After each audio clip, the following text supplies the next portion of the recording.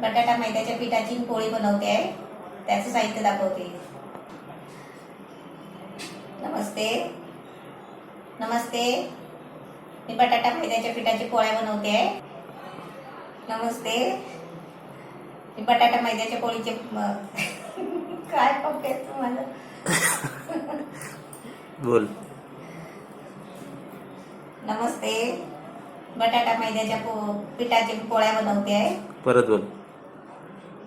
नमस्ते, बटाटा मैद्याच्या पिठाची मी पोळ्या बनवते आहे. त्याचं साहित्य दाखवते. हे 2 चमचे घी घेतलंय. ही बटाटी घेतली आहे शिजवून साल काढून, म्हणजे शिजवून उकडून साल काढून घेतली आहे. 4 बटाटी आहे. आणि ह्याला लागणार आहे ना, जेवढं लागेल तेवढं मळायला तेवढं मैद्याचं पीठ घ्यायचं आपण. हे 2 वाट्या मैद्याचं पीठ आहे. हे बेकिंग सोडा आहे, बेकिंग पावडर अर्धा चमचा. त्याच्यासाठी थोडीशी कोथिंबीर घेतली आहे, बारीक चिरून घेतली आहे. अर्धा लिंबू घेतला आहे, याचा ज्यूस घ्यायचा आहे. 1 चमचा नाही तर 1.5 चमचा अशी साखर घ्यायची आहे. 1 गाजर किसून घेतला आहे बारीक एकदम. आणि आपल्याला चवीपुरतं मीठ घ्यायचं आहे. आता मी पहिला आहे ना आलू किसून घेते आणि तुम्हाला दाखवते.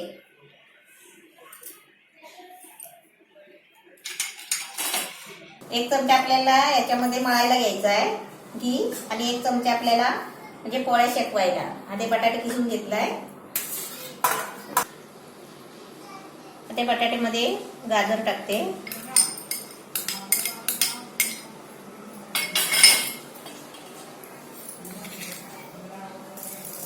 एक चमचा थोडीशी अशी टाकायची साखर, म्हणजे आपल्याला नाही साखर पाहिजे असेल ना तर नाही टाकायची. ही कोथिंबीर आहे. मीठ घ्यायचं आहे चवीप्रमाणे, कारण आपल्याला याच्यामध्ये आहे ना मैदा टाकायचा आहे. त्यासाठी कसं जरा म्हणजे मीठ आहे ना कमी जास्त पडतो, पण आपण मैदा टाकल्यावर जर आपण गोळा केला ना तर आपण जरा चाखून बघायचा. हा बेकिंग सोडा आहे.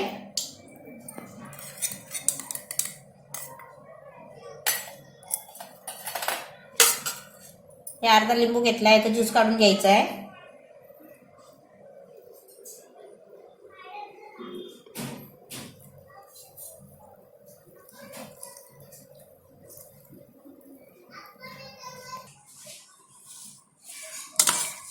हे आता सर्व साहित्य आहे ना असं मिक्स केलं की आता याच्यामध्ये जेवढं लागेल तेवढं मैद्याचं पीठ आपल्याला वापरायचं. आपण मैद्याचं पीठ जास्तच घ्यायचं, म्हणजे कसं कमी जास्त लागलं तर घ्यायचं. आपल्याला पाणी नाही वापरायचं आहे. आपण जर समजा जास्त आपली वस्तू बनवायची असेल ना तर 4-5 बटाटी जास्त घेतली तर आपण मैद्याचं पीठ जास्त घ्यायचं. म्हणजे आपल्याला आहे ना चपातीसारखा गोळा बनवायचा आहे आणि आपल्याला चपातीसारख्या पोळ्याच बनवायच्या आहे. यासाठी बटाट्यामध्ये लागेल तेवढं पीठ घ्यायचं, थोडं थोडं करून. हे आपल्याला असं सुकं वाटलं ना तर समजा हे मी भाजी वगैरे टाकली ना याच्यामध्ये गाजर, तर कसं मैद्याचं पीठ कमी झालंय, कमी लागला, तर त्याच्यासाठी आपण काय करायचं, हे सगळंच बटाटा नको म्हणून थोडं पाणी घेऊन आहे ना थोडं मैद्याचं पीठ जास्त वापरायचं.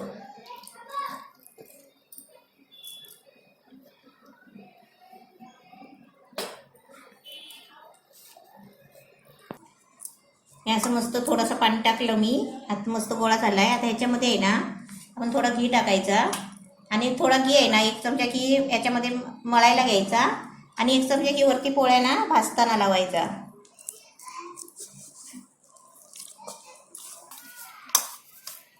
आता पीठ हे छान मळून झालं आहे. आता याचे छोटे छोटे गोळे करायचे आणि त्याचे पोळ्या लाटायचे.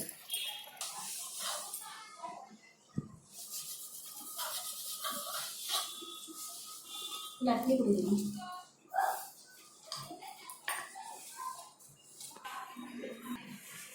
गोळे मस्त छान बनवून घेतले आहे. ते मैद्याच्या पिठामध्ये असे घोळून घ्यायचे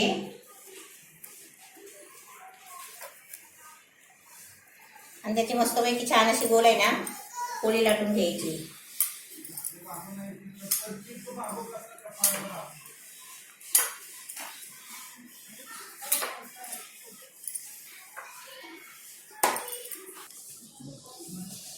एकदम मस्त पोळी एकदम छान डिझाईनवाली दिसते बघा, कोथिंबीर गाजर घालून. अशी तुम्ही पण पोळ्या आहेत ना, मुलांना भाजी आवडत नसतील ना तसे पोळ्यामध्ये टाकून द्यायची.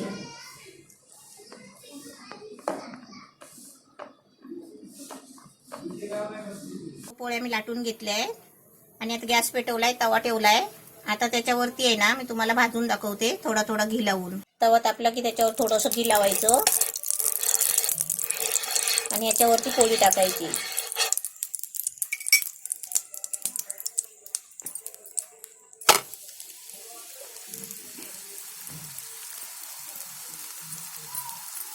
गॅस फास्ट केलाय.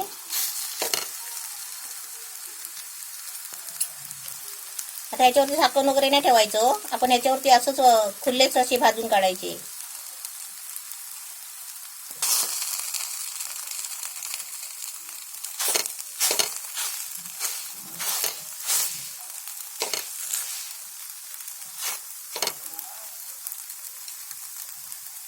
आता आपल्याला पोळी फिरवायची आहे, म्हणून आपण आता त्याच्यावरती पण असं थोडं घी लावायचं, म्हणजे आपल्याला उलटी फिरवायची आहे ना म्हणून. त्यातल्या भाज्या आणि बटाटा आहे ना शिजायला पाहिजे, त्याच्यासाठी आपल्याला असं थोडं थोडं घी लावायचं.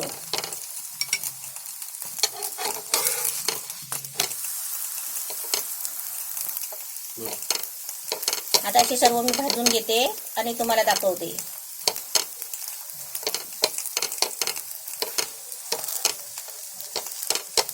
अशा पोळ्या तुम्ही मुलांना टिफिनमध्ये सुद्धा देऊ शकता. सकाळी सकाळी रात्री बटाटे शिजवून ठेवायची आणि सकाळी मळून आहे ना असे गरम गरम पोळ्या करून डब्यातून द्यायचे.